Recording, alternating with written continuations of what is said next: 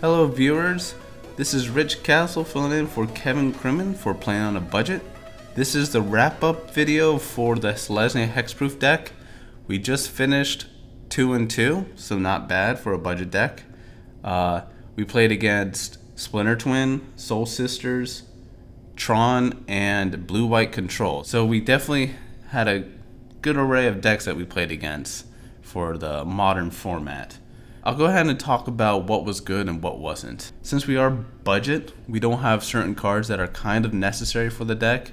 One is the Daybreak Coronet. I'm going to go ahead and open the CoolStuffInc.com window here to show you how much more it would cost if we want to improve upon this Selesnya Hexproof deck, if we wanted to make it the best that we can. Right now we're just below 200 with what we got.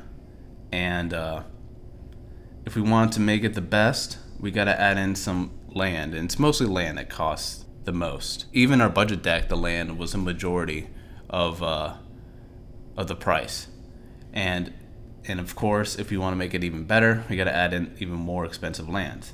So to make this better, it would cost us $673.83 on CoolStuffInc.com, and that's because we need more fetch lands.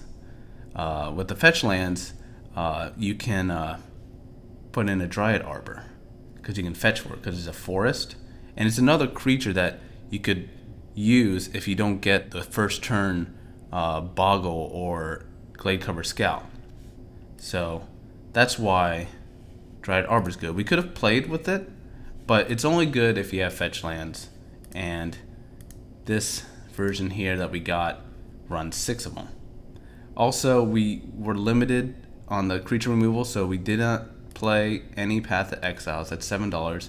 You definitely want to play at least 2 in your deck for the sideboard. And then Horizon Canopy is just one of the best green-white mana lands, just because you can just draw a card with it later on in the game when you need to dig through to find an answer. But the one big thing that we did not have in our deck is the Daybreak Coronet. And Daybreak Coronet is a feature site card. That's why it looks kind of funny here. It costs 2 white right here, in case you didn't see it, and it's basically another Unflinching Courage, except it doesn't give the creature lifelink. Not lifelink, trample. And instead of trample, it gives it vigilance, which is actually pretty important when you're on the race, because you kind of want your hexproof guy that they can't kill on defense and offense. And Daybreak Coronet puts your guy on defense and offense. It's just even more pressure. Basically, with Daybreak Coronet on a hexproof creature, and they don't have any creature bigger than it, or they don't have multiple blockers to kill it, especially since the Daybreak Coronet also gives it first strike, you pretty much have the game on lockdown. So Daybreak Coronet's pretty necessary if you want to make this deck even better. And let's go ahead and talk about the budget version and explain, like, if we were to put 4 Daybreak Coronets in the deck, what would we replace? Well, the Snake Umbras, they're good, but they're not that great. And I also got them confused with the Spider Umbras because the art does look very similar.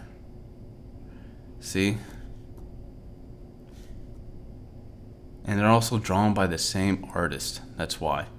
And they're both green. That's why I got them confused. Snake Umbra is just a good substitute for Daybreak Coronet because the Umbras are necessary. All 8 of the 1-drop ones, because you want your guys to come back after a board wipe. Most versions only play 3 Unflinching Courage because they want to curve a little low. 3 is probably the highest because these decks want a low curve because they're running 20 lands, sometimes 22 at most. And then the last card, I guess if you don't like Eidolon or Countless Battles, you can remove both. But let's say if we keep 1. I like the 1 of.